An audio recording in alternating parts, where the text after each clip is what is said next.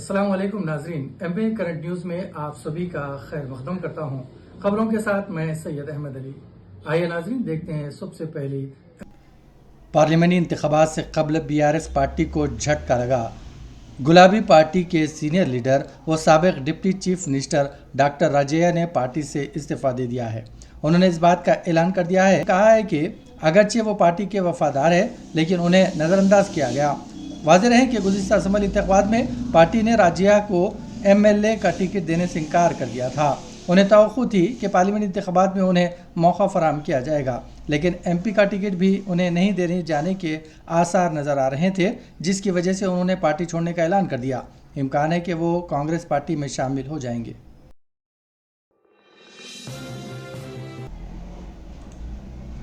Telangana CPI के रियासती secretary और रुकन असम्बली सांबा शिवराव ने कहा है कि चीफ मिनिस्टर रेवंत रेड्डी 4 फरवरी इतवार को हैदराबाद में मुनक़िदा फ़लस्तीन की तायद में मुनक़िद होने वाला इजहार एकानगत के इजलास में शिरकत करेंगे। उन्होंने कहा कि सीपीआई के कौमी जनरल सेक्रेटरी डी राजा और फ़लस्तीन सफ़ीर अदनान मोहम्मद जाबिर अल बहिया भी इस मीटिंग में शिरकत करेंगे, जो इतवार को शाम 6 बजे सुंदरैया विज्ञान केंद्र में मुनक़िद होगी। उन्होंने कहा कि चीफ मिनिस्टर रेवंत रेड्डी को इस मीटिंग में बतौर मेहमान ख़ुसूसी मदऊ किया। उन्होंने मुस्बित जवाब दिया। उन्होंने कहा कि इसराइल फ़लस्तीन में नस्ल कशी कर रहा है और इस तनाज़ुर में पूरी दुनिया फ़लस्तीनी अवाम के साथ खड़ी है। उन्होंने कहा कि हैदराबाद फ़लस्तीन इजहार एकानगत इजलास सीपीआई के ज़ेर एहतमाम मुनक़िद किया जा रहा है। सख्त हिफाजती इंतजामात के दरमियान ज्ञानवापी मस्जिद में नमाज जुमा पुरअमन तरीके से अदा की गई। ज्ञानवापी मस्जिद में नमाजियों के पुराने रिकॉर्ड टूट गए। आज नमाजियों की तादाद 2000 के करीब थी। जुमे के खुतबे में मुल्क में अमन व भाईचारा का पैगाम दिया गया। इसके साथ ही ज्ञानवापी तहखाने पर लिए गए फैसले पर खुतबे में कोई तस्करा नहीं किया गया। खुतबे के दौरान मुल्क की जमहूरियत पर तबादला ख्याल किया गया। उन्होंने इशारे से कहा कि मुल्क में जमहूरियत कमज़ोर हो रही है। ज्ञानवापी नमाज जुमा के सिलसिले में नमाजियों से पूरी तरह भरी हुई थी, जिसकी वजह से नमाजियों को काशी विश्वनाथ धाम के गेट नंबर 4 पर रोक दिया गया। लोगों को पुलिस इंतजामिया ने यह कहते हुए रोका कि अंदर लोगों की बड़ी भीड़ है। लोगों से कहा गया है कि वो शहर के दीगर मसाजिद में नमाज अदा करें। ज्ञानवापी में हिंदुओं की तरफ से पूजा शुरू होने के बाद नमाज जुमा के लिए बड़ी तादाद में नमाजी ज्ञानवापी पहुँच रहे हैं, जबकि अंजुमन इंतजामिया मस्जिद कमेटी के जॉइंट सेक्रेटरी यासीन ने पुरअमन बरकरार रखने की अपील की है। पुलिस ड्रोन के जरिए इर्द गिर्द के इलाकों की निगरानी की। दूसरी तरफ मस्जिद के तहखाने में पूजा की इजाज़त देने के खिलाफ मुकामी मुसलमानों ने अपने कारोबार बंद रख कर एहतजाज किया।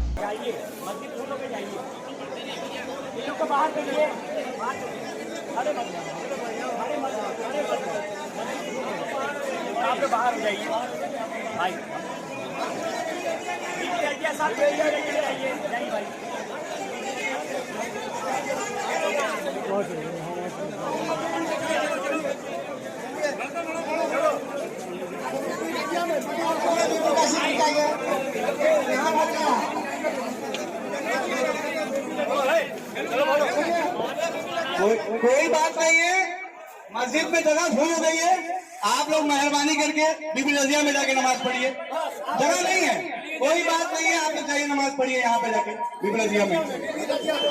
सारे लोग यहाँ से जाइए, यहाँ मत खड़े रहिए गली में, सब लोग आगे बढ़ते रहिए। राजू भाई बढ़ाइए आगे सबको, यहाँ मत खड़े रहिए भाई।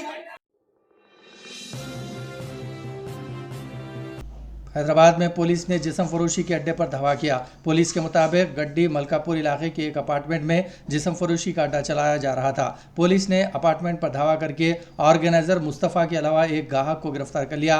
यहां से 3 लड़कियों को आज़ाद करवा लिया गया। इसी दौरान हैदराबाद के आबिड्स इलाके में वाक़ एक होटल को सरकारी हुक्काम ने मोहर बंद कर दिया, जहां जिस्म फरोशी का अड्डा चलाया जा रहा था।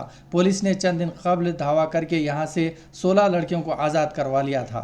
तो हमको ये मुस्तफ़ा बोल के ऑर्गेनाइज़र है, वो मलकपेट का रहने वाला है। यहाँ फ्लैट के किराए को लेके एक 3 बच्चों को लेके वो प्रोस्टिट्यूशन का काम कर रहा था। उसमें एक कस्टमर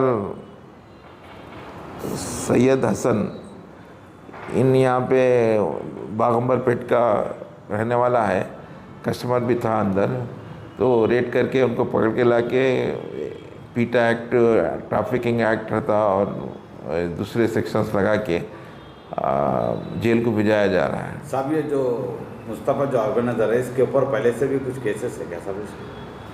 नहीं अच्छा वहाँ वेरीफाई करते हैं, अभी पकड़े इन्वेस्टिगेशन में वेरीफाई करके। सर ये लोग कितने 3 लेडीज, एक मुस्तफ़ा ऑर्गेनाइजर है, एक जो हसन बोलने वाला कस्टमर है। तो सर 5 मेंबर पड़ेगा सर इसमें फ़ोन के ज़रिए, सेल फ़ोन के ज़रिए चल रहा है समय।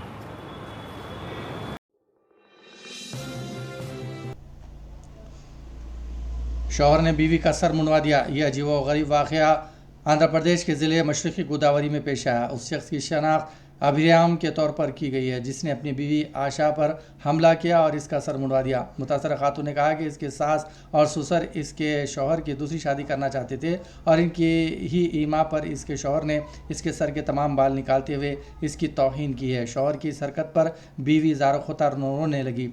कल रात शौहर कार में अपने ससुराली रिश्तेदारों के घर पहुंचा जहां इसकी बीवी मुकीम थी। बरहमी के आलम में इसने पहले अपनी बीवी पर हमला किया और इसके सब के सामने इसके सर के बाल निकलवा लिए।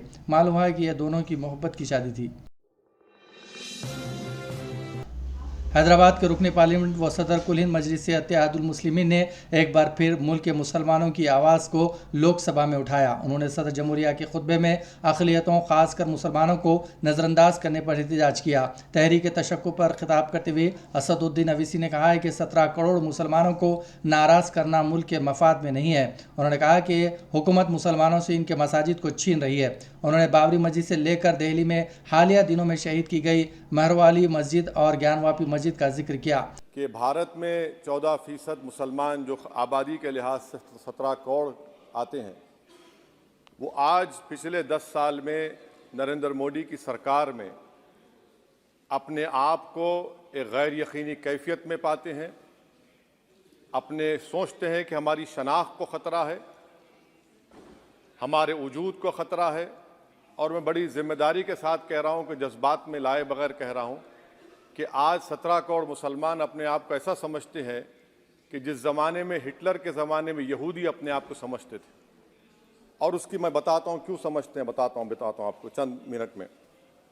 सर मिसाल के तौर पर आप देखिए खुतबे सदारत के हिस्से तहरीर का 32वां पैराग्राफ 32 पैराग्राफ में ड्रॉप आउट रेट का जिक्र हुआ, स्कूलों में इंदराज यानी एनरोलमेंट का जिक्र हुआ, एससीज का नाम लिया गया, एसटीज का नाम लिया गया, ओबीसीज का नाम लिया गया, लफ्ज़ अक़लियत का नाम नहीं लिया गया, मुसलमान तो छोड़िए।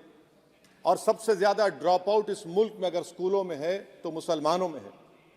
सबसे कम एनरोलमेंट अगर है तो मुसलमानों में हायर एजुकेशन में। गवर्नमेंट का डेटा है सर कि मुसलमानों का जो स्टूडेंट ड्रॉप आउट है वो 14.42 से क्लास 1 से शुरू होता और वो क्लास 6 और 8 को पहुंचे अब तक वो 10.76 को पहुंचता है। ये गवर्नमेंट का डेटा है, यानी क्लास 1 से क्लास 6 8 तक ये हाल है। आपने क्या किया सर इस बजट में? प्री मैट्रिक स्कॉलरशिप को सिर्फ 9th क्लास तक महदूद कर दिया और इसमें आपने पैसे कम कर दिए प्री मैट्रिक स्कॉलरशिप में। और सर 2022-23 का बजट आप देखिए 5026 करोड़ रुपए दिए गए थे, जिसमें से सिर्फ 663 करोड़ इस्तेमाल हुए। अब आप आ जाइए सर, AISHE का डेटा है कि हायर एजुकेशन में मुसलमानों का 8.5 ड्रॉप आउट रेट हुआ है। 2020-21 में गवर्नमेंट का डेटा बता रहा है कि 1,80,000 मुसलमान हायर एजुकेशन में नहीं है। प्री मैट्रिक स्कॉलरशिप को आपने 423 करोड़ था, उसको आपने इस साल 326 कर दिया। मौलाना आज़ाद फेलोशिप को 45 करोड़ कर दिया। MCM जो 44 करोड़ था 33 करोड़ कर दिया। बताइए, जो सबसे ज़्यादा जिसका कम्युनिटी का ड्रॉप आउट रेट है और जो हायर एजुकेशन नहीं, उससे आप ये बर्ताव करते हैं। सर दूसरी बात यह है कि हम ये देख रहे हैं कि 10 साल में इस सरकार में कोई हद नहीं छोड़ी है गलत हुक्मरानी की, नफरतों को भड़काने की, कोई हद नहीं छोड़ी गलत फहमियों को फैलाने की, और कोई हद नहीं छोड़ी इस मुल्क के अवाम नास को तर्क करने की। इस 10 साल में हमने क्या देखा सर? जमहूरियत हमारे वतन अजीज की को बचाना बहुत जरूरी है। ये गरीबों के लिए और कमजोरों की एक बहुत बड़ी ताकत है। मगर 10 साल में, 9.5 साल में क्या हुआ? सिर्फ एक शख्स को मजबूत कर दिया गया, एक मजहब को मजबूत कर दिया गया, एक आइडियोलॉजी, एक नजरिए को मजबूत कर दिया गया, एक शनाख्त को सब शनाख्त के आगे दूसरी शनाख्तों को मिटाने की कोशिश की गई, एक जबान को मजबूत कर दिया गया, तो हमारी जमहूरियत तो खोखली हो चुकी है। और सर, कोई भी हुकूमत और पार्टी सिर्फ जबर और इस्तेसाल पर कायम नहीं रह सकती है सर। दूसरा पॉइंट सर जो मैं आपके सामने अर्ज करना चाह रहा हूं, CAA के कानून के ताल्लुक से मरकजी एक वजीर ने अखबार में बयान दिया कि हम 8 दिन में करने वाले हैं। आप 8 दिन में करेंगे, 8 दिन में एहतजाज शुरू होगा मुल्क के कोने कोने में। आप CAA को मजहब से खत्म कर दीजिए, मजहब से जोड़ेंगे तो आपका इरादा बुरा है।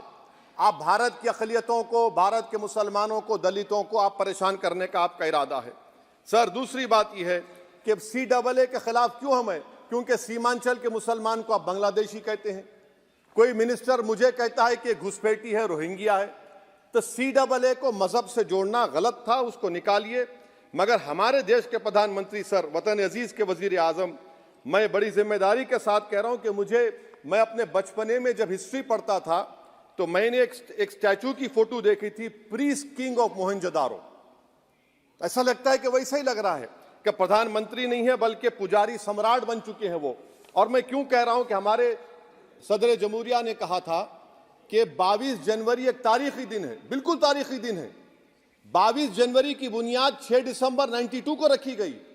22 जनवरी की बुनियाद 86 में ताले खोलकर रखी गई।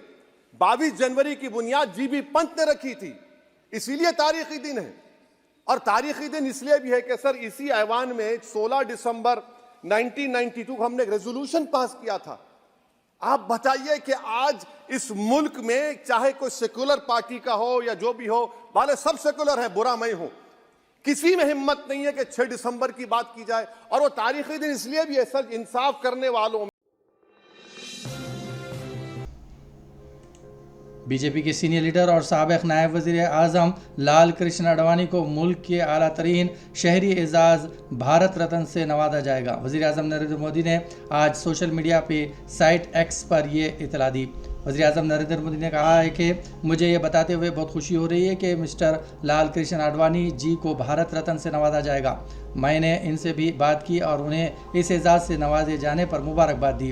हमारे दौर के सबसे मुअज़्ज़ज़ सियासतदानों में से एक, हिंदुस्तान की तरक्की में इनका ताउन नाकाबिल फरामोश है।